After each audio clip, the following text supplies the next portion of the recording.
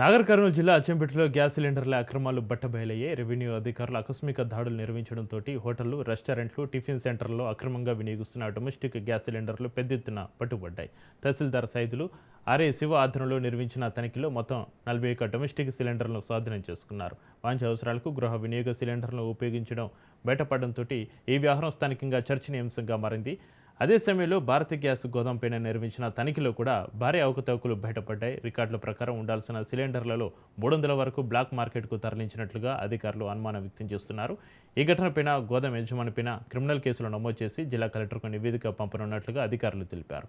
Gas సరఫరాలో అక్రమాలు జరిగితే కఠిన చర్యలు తీసుకుంటామని హెచ్చరించారు.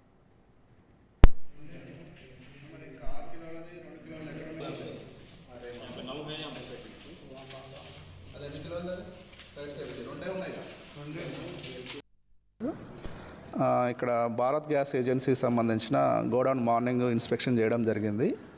మార్నింగ్ ఇన్స్పెక్షన్ చేసి వాళ్ళ రికార్డులు పరిశీలన చేసినాము. అన్ని రికార్డులు తనిఖీ చేస్తే మనకు ఉండాల్సిన సిలిండర్లు స్టాక్ రిజిస్టర్లో మొత్తం ఫుల్ సిలిండర్లు వచ్చి 690 ఉన్నాయి.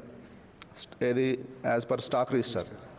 కానీ ఇక్కడ గోడౌన్కి వచ్చి చూస్తే 241 ఉదయం ఒక 2 బండ్లు లోడ్లు పబ్లిక్ డిస్ట్రిబ్యూషన్ కోసం వెళ్ళిపోయినాయి. అవి ఒక 70, 175 వేసుకున్న మ్యాక్సిమం 150 కంటే ఎక్కువ పోవు. మొత్తం మీద 300 సిలిండర్లు మాత్రమే 390 సిలిండర్లు మాత్రమే వీళ్ళ దగ్గర ఉన్నట్టు.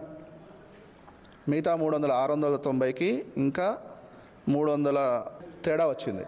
అంటే స్పష్టంగా ఏమర్థమవుతుందంటే వీళ్ళు మొత్తము బ్లాక్ మార్కెట్ చేస్తున్నారని అర్థమవుతుంది. దీనికి నిదర్శనం ఏంటంటే రాత్రి మేము అన్నిటి మీద సడన్గా ఇన్స్పెక్షన్ చేసినాం. హోటల్స్ మీద, టీ స్టాళ్ళ మీద, ఫాస్ట్ ఫుడ్ సెంటర్ల మీద అన్నిటి మీద చేస్తే ప్రతి హోటల్లో, ప్రతి ఫాస్ట్ ఫుడ్ సెంటర్ దగ్గర ఈ భారత్ గ్యాస్ ఏజెన్సీకి సంబంధించిన సిలిండర్లు మాత్రమే వాళ్ళ దగ్గర దొరికినాయి.